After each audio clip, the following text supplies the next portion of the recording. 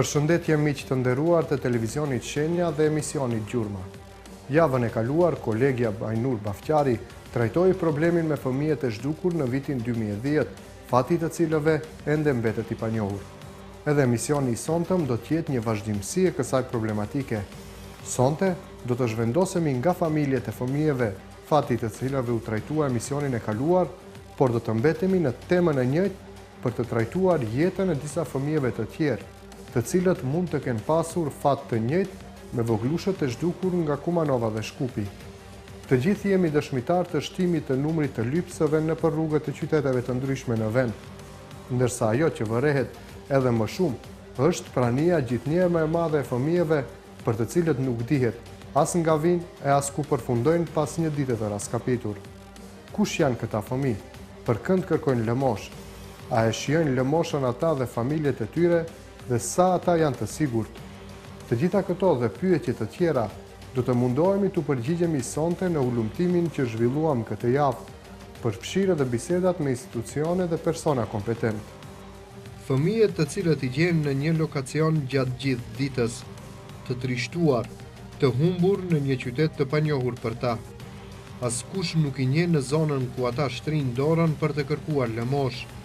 Ata ende nuk kanë mësuar rrugët përreth lokacionit ku lypin lëmosh, ndërsa për çdo ditë dinë të vinë të largohen në mbrëmje në destinacione më të largëta. Nga Kumanova, Velezi, Maqedonia Lindore dhe gjithandej, i hasim rrugëve të Shkupit, të trishtuar dhe pa ndihmë. Në mbrëmje ata largohen pa i vërejtur askush. Në kutitë e tyre shpesh hasim shuma të mëdha parash, por veshjet e tyre edhe mëtej flasin për një varfëri të skajshme dhe kushte të rënda jetese. Ushqimi i tyre fillon me një gjevrek dhe përfundon me një sanduiç në dorë, të cilin e hanë po në lokacionin ku ushtrojnë veprimtarinë e tyre, e cila tani më është sankcionuar edhe me ligj. Po ku përfundojnë paratë e këtyre voglushëve, por edhe të grave, të cilat i shohim çdo ditë rrugëve të kryeqytetit, kujt i ndihmojmë ne me paratë që u japim atyre. Dyshimet e para lindin që në kontaktin e parë me fëmijët, por edhe me pleqt dhe gratë të cilat zgjasin dorën për të kërkuar lëmosh. Nëse edhe si qytetari rëndomt ju parashtron një pyetje, ata mundohen t'ju evitojnë duke ju injoruar, por nëse insistoni edhe mëtej, ata largohen disa hapa më larg dhe më pas ikin krejtësisht nga vendi. Të rrallë janë ata që mund të përgjigjen vetëm në pyetjen se prej nga vinë, ndërsa për çdo pyetje tjetër, vetëm e kthejnë shpinën. E kur shohin kamerat, jo vetëm që nuk flasin, por edhe mbulojnë fytyrat dhe marrin vrapin duke mos lejuar as të ju afrohesh. Këto reagime për çudi janë të njëjta tek të gjithë, sikur të jenë këshilluar nga një qendër apo nga qendra të ngjashme dhe që merren me veprimtari të njëjtë. Të vetmit të cilët pranojnë të flasin janë burrat ose disa lypsa të cilët kërkojnë lëmosh vetëm për të ushqyer dhe mirëmbajtur familjet e tyre dhe nuk janë pjesë e ndonjë grupi, veprimtarinë të cilëve do ta shpalosim në këtë emision. Por edhe ata kanë frikë të flasin para kamerës. Megjithatë, në bisedë të lirë dhe private dhe me një garantë se nuk do t'u publikohet identiteti i tyre, disa pranojnë të rrëfejnë atë që ndodh rrugëve, për çka për çdo ditë janë edhe vetë dëshmitar. Një i moshuar rreth të 60-tave, i cili për çdo ditë del rrugëve bashkë me fëmijët dhe bashkëshorten për të lypur lëmosh, pranoi të sqaroj për ekipin ton gjithë golgoton të cilën e përjetojnë lypsat e tjerë, shumica e të cilëve janë fëmijë të moshave shumë të reja. Nga frika për të mos pasur pasoja, ai nuk lejon as të filmohet dhe as t'i publikohet emri. Madje edhe bisedën kërkoi ta zhvillojmë në lëvizje, me qëllim që të mos bie në sy nga personat e rrezikshëm, siç i quan ai, banditët të cilët keqpërdorin fëmijët nga familjet e varfëra dhe jetimët të cilët kanë ngelur në rrugë dhe ju shërben atyre. Sipas rrëfimit të moshuarit, janë disa persona kryesisht nga Shkupi, të cilët kanë formuar rrjete kriminale dhe regrutojnë persona të pastre, të varfër, pa mbështetje dhe një numër të madh të fëmijëve të cilët i nxjerrin rrugëve për të lypur lëmosh. Ata i grumbullojnë fëmijët edhe nga qytetet e tjera të vendit, të cilët më pas i grumbullojnë me furgona dhe automjete të ndryshme, duke i shpërndar në për zona të ndryshme të Shkupit, të cilat janë më të frekuentuara. Në mbrëmje, ata mblidhen bashkë në një pikë të caktuar dhe kthehen në përvendet prej nga vinë. Disa madje kanë edhe lokacione në të cilat edhe i strehojnë viktimat e tyre për t'i shpërndar më lehtë ditët e ardhshme.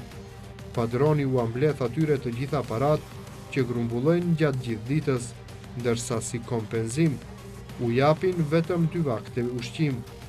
Bashkëbiseduesi i ynë tregon se si edhe ati i kanë ofruar këta persona që t'ja regrutojnë fëmijët me premtime se do t'i japin shuma të majme parash. Më ka thirrur një djalë dukej në moshë të pjekur, por nuk kishte mbi 40 vjet. Ai më ofroi që t'i merr dhe 3 fëmijët e mi dhe më garantoi se do të kemi përfitime të mëdha. Më tha që fitimin do ta ndajmë në gjysmë. Më premtoi se ai do të angazhohet për transportin dhe ushqimin e fëmijëve gjatë ditës, por unë e refuzova. Kisha dëgjuar edhe më herët se si trajtojnë fëmijët e tjerë dhe dija që më gënjen vetëm sa për të më marrë fëmijët.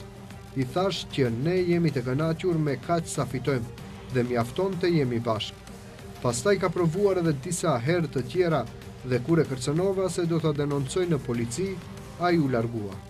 Por ne të gjithë jemi në kontakte edhe me persona të tjerë dhe ata shpesh tregojnë se fëmijët që ua kanë dhënë këtyre kriminalëve edhe me ditë të tëra nuk i shohin. Ata i mbajnë fëmijët me nga një gjevrek në mëngjes dhe një sandwich pas dite.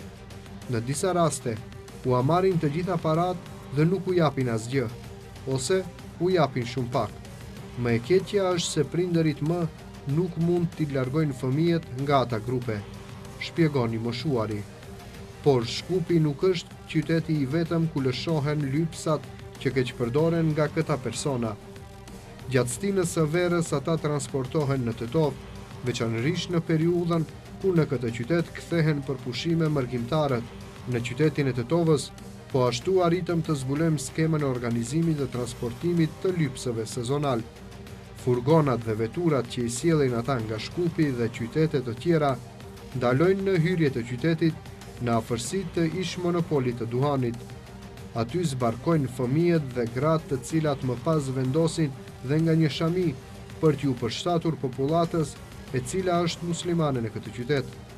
Lypsat frekuentojnë vetëm bulevardin kryesor që shpije drejt sheshit të Tetovës, që është edhe zona më e frekuentuar nga mërgjimtarët.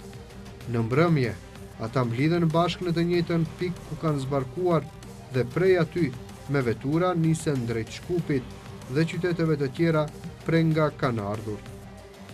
Informatat të cilat qarkullojnë në rrugët e Qashqis, por edhe dyshimet, deri tek të cilat arriti edhe ekipi ynë, janë edhe më të dhimbshme se ato që dëgjua deri më tani.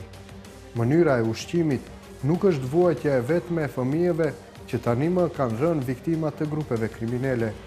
Mënyra se si trajtohen ata në qendrat e grumbullimit, keqtrajtimet dhe jeta e tyre nga lindja e gjatë periudhës është një tragjedi në vete. Fillimisht fëmijët e kontrabanduar të cilët dyshohet se vinë nga familje të varfra janë paprindër ose që dyshohet se edhe mund të jenë vjedhur nga vende të ndryshme. Si çdo fëmijë tjetër janë më të llastosur, shpenzojnë para për të blerë ushqime që atyre u tërheqin syrin. Por për disiplinimin e tyre, padronët ndërmarrin masa të dhimbshme. Në për disa kasolle të improvizuara ku strehohen bashkë me lypsa të tjerë, këta fëmijë keq trajtohen nga padronët dhe krerët e bandave që i eksploatojnë. Fillimisht tortura është psiqike, duke ju kërkuar llogari për shumat e vogla të parave që sjellin. Më pas, për çdo qindark që kanë shpenzuar pa lejen e padronit, ata maltretohen edhe fizikisht, duke u rrahur derisa të mos se përsërisin këtë gabim. Fëmijët qëllimisht lihen të palar, me plagë dhe me veshje të papastërta dhe të holla e të papërshtatshme për motin e ftohtë. E gjithë kjo që të prekin sa më shumë ndjenjat e kalimtarëve të rastit. Sipas disa dëshmive, po ashtu prapa kamerave të disa personave të tjerë që po ashtu kërkojnë lëmosh në rrugë të ndryshme të vendit, trajtimi makabër kalon çdo kufi. Sipas disa të dhënave, femra të reja të cilat ende nuk kanë kaluar as moshën 15 vjeçare, detyrohen të lindin fëmijë pa qenë në marrëdhënie martesore, vetëm e vetëm që të kenë një fëmijë për të mbajtur në duar gjatë kërkimit të lëmoshës. Sipas rrëfimeve jo zyrtare të disa personave që nuk janë pjesë e grupit, por që thonë se janë informuar nga disa fqinj dhe bashkëqytetarë të tyre, vajzat e reja detyrohen në marrëdhënie me meshkuj të ndryshëm të grupit, vetëm e vetëm që të kenë fëmijë të cilët do të përdoren për dy qëllime. Derisa janë të posalindur, ata do t'ju shërbejnë të tjerëve si karem për kalimtarët, ndërsa pasi të rriten, ata do të shndërrohen në robër të vërtet të padronave. Këta fëmijë shpesh nuk e dinë as kënde kanë baba, ndërsa e ëma pas një kohe detyrohet të heqë dorë nga fëmijët e saj. Ky krim përsëritet deri në disa herë të gjitha vajzat e reja dhe pas lindjes së çdo fëmije, ajo detyrohet të heqë dorë nga fëmija paraprak. Por të gjitha këto informata janë pothuajse të pakonstatuara deri më tani zyrtarisht nga autoritetet shtetërore dhe policore. E vetmja gjë që deri më tani autoritetet e rendit kanë konfirmuar zyrtarisht është transportimi dhe organizimi i lypsave, pasi policia edhe në të kaluarën ka ngritur disa padi ndaj personave të rritur që janë kapur duke lëshuar në rrugë fëmijë për të lypur lëmosh. Por këto raste kanë përfunduar me dënime në para për të cilat nuk dihet se si kanë përfunduar. Në opinion ka dyshime se policia sillet në mënyrë shumë indiferente ndaj kësaj dukurie dhe nuk ka një angazhim të mjaftueshëm. Edhe përkundër rasteve të zbuluara, dukuria e keqpërdorimit të fëmijëve të pastre sa vjen shtohet. Por një faktor tjetër që pengon institucionet për të ndjekur këtë dukuri dhe fatin e fëmijëve është mos pajisja e tyre me dokumente personale. Shumë nga këta fëmijë, por edhe familjarët e tyre, nuk kanë as dokumente personale, as shtetësi dhe nuk figurojnë në asnjë regjistër zyrtar. Kjo e bën edhe më të pasigurt fatin e tyre, pasi për të njëjtët nuk dihet as që ekzistojnë e përpasoj nuk dihet as edhe kur zhduken dhe ku përfundojnë ata.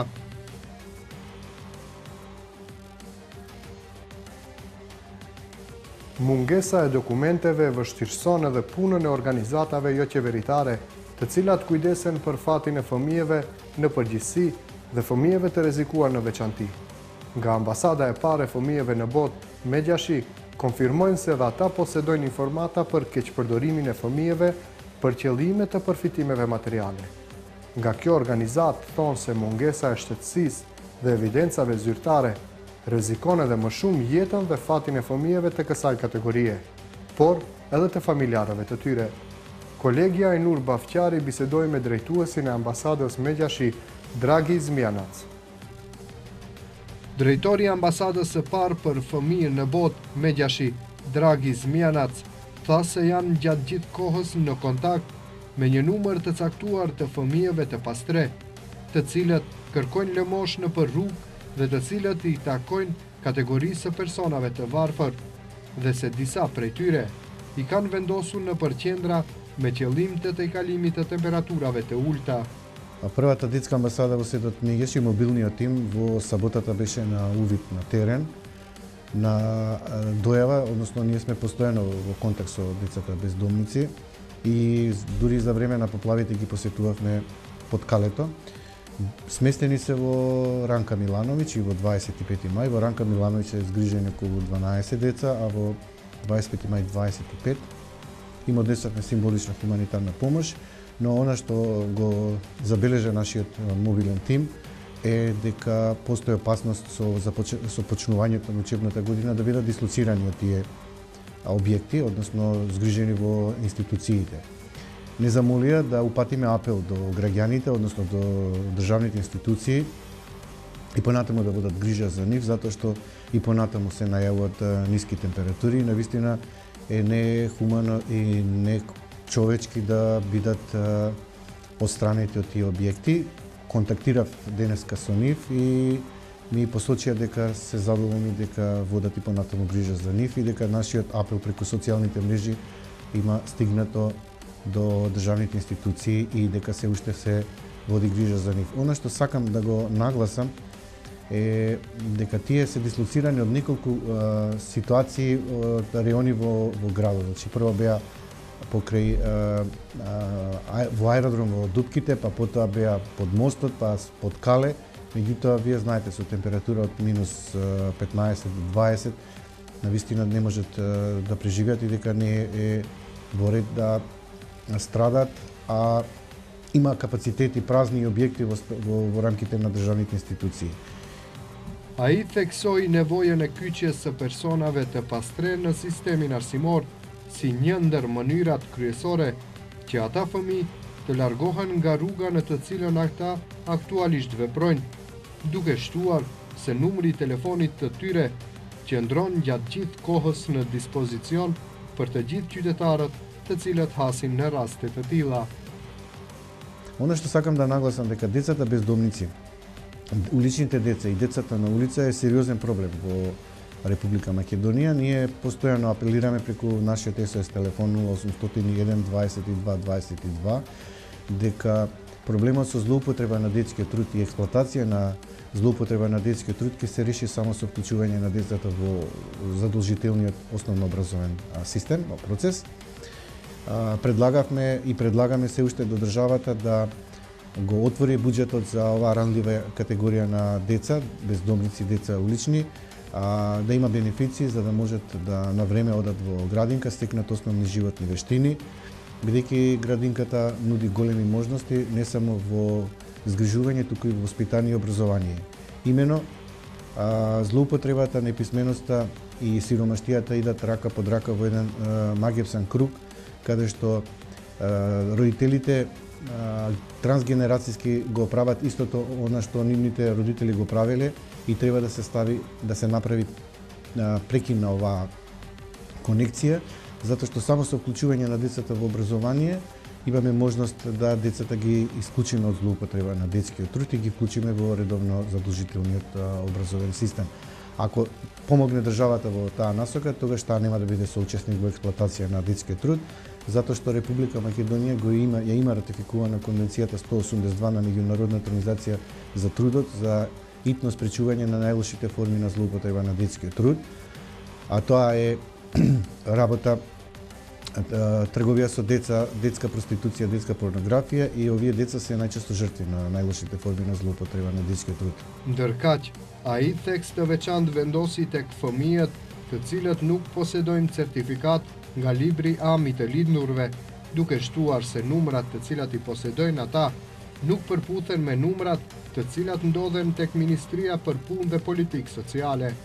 Ai shtoi se fëmijët e tillë e kanë më të vështirë pasi atyre, përveç se u mohohen të drejtat themelore të njeriut, u mohohet edhe eksistenca e tyre në planetin ton, dhe pastaj të njëjtit janë persona të cilët më së lehti preken nga keqpërdorimet që mund t'u bëhen fëmijëve dhe askush nuk mban llogari për ta. Мора да се реши проблемот со деца без извод од матична книга на родени. Иако имаме контакт со Министерството за труд и не се совпаѓаме во бројките, сметаме дека нивната бројка од 330 евидентирани деца без извод од матична книга е голем аларм дека во Македонија има сива бројка од можеби 1500, 2000, дури и до 4000 деца без извод од матична книга на родените, за која ние постојано сугерираме, апелираме и реагираме дека овие деца не само што не можат да остварат ни едно елементарно детско право, право на живот, право на здравје, право на образование, туку се врши врз нив невидена дискриминација, не постојат на планетата Земја, не постојат на мапата на Република Македонија и тие може да бидат жртви исто како што се жртви 10.000 деца во мигрантската рута без нивна придружба, едноставно може да бидат киднапирани, грабнати, продадени нивните органи и всушност ставени во детска проституција. Затоа сметам дека Република Македонија мора да направи сериозни напори и исчекор да ги евидентира сите деца без извод од матична книга, да ги стави во регистарот и подитно да ги вклучи децата во градинка и во образование. Уфатеноста од 24% максимум, колку што постојат податоци, е мала во Република Македонија, на деца во градинката и сметам дека Македонија заостанува за другите балкански земји и земјите од источна Европа во однос на опфатеноста на деца во градинките. Ако децата бидат вклучени во градинките навремено, мислам дека овој проблем сериозно ќе се реши со вклучување на децата во образование. Имено тие деца се дискриминирани по основ на боја на кожа и по основ на социјален статус, имаат потешкоти затоа што еден од условите за вклучување на децата во градинките е нивните родители, еден од нив да е вработен. Тие се невработени, тие екзистираат по основ на собирање на секундарни суровини, питачење и мислам дека сочувствуваме со оваа категорија на деца затоа што не само ние како граѓанска организација која ги брани и заштитува правата на децата, сметам дека и граѓаните не треба да бидат соучесници во давање пари на децата на улица кои питачат. Туку треба да реагираат на телефонскиот број 0800 122 22 или на бројот на Министерството за труд 15505 да ги дојавуваат овие случаеви за тие деца навремено да бидат згрижени и вклучени во задолжителниот образовен процес. 120 përdorues të shërbimeve të kësaj ambasade janë në kontakt të vazhdueshëm me këtë ambasadë dhe atyre tani më u është bërë shprehi që të shkojnë dhe të pajisen aty me veshmbathje, të cilat qytetarët i durojnë atje. За нова година им поделивме и новогодишни пакетчи, имавме дури и приредба каде што успеавме една магионичарска точка да ја направиме пред детската амбасада. Тоа се 120 деца со кои сме постојано во контакт со нив. Не се сите деца бездомници, не се сите деца кои се на улица, но она што го забележуваме, повеќето од нив се деца кои се исклучени од образовниот процес. Ако децата се исклучени од образовниот процес, сметајте дека тие деца се неписмени, сиромашни, подложни на злоупотреба, манипулација, како што кажав, и на тој начин и ние како граѓанска организација која ги штити правата на децата, како детска амбасада и државата стануваме соучесници на тој круг на експлоатација, злоупотреба, неписменост и сиромаштија. Мораме да го прекинеме сингирот на злоупотреба и овие деца подитно да се заложиме да ги вклучиме во основно училиште. А прв чекор за да се вклучат во основно училиште е да бидат вклучени во градинка од третата година најмалку и државата да даде посебни субвенции, бенефиции од 1490 денари за да можат родителите да ги праќаат децата во училиште и да не се врши дискриминација на децата во градинката, туку да им се помогне да стекнат основни животни навики и вештини. Kjo ishte gjithçka për këtë edicion. Mbetemi me shpresë se autoritetet do të zgjohen dhe do të jenë më efikas dhe dukuritë e këtilla do të zvoglohen ose një ditë do të zhduken. Ndërkohë, ekipi ynë do të vazhdojë me ulumtimin dhe trajtimin e temave që janë me interes për të gjithë ju, ndërsa edhe ju mund të bëheni pjesë e këtij emisioni duke na kontaktuar edhe në faqen zyrtare në Facebook Emisioni Investigativ Gjurma, si dhe në faqen zyrtare të televizionit Shenja. Miru takofshim të premten e ardhshme.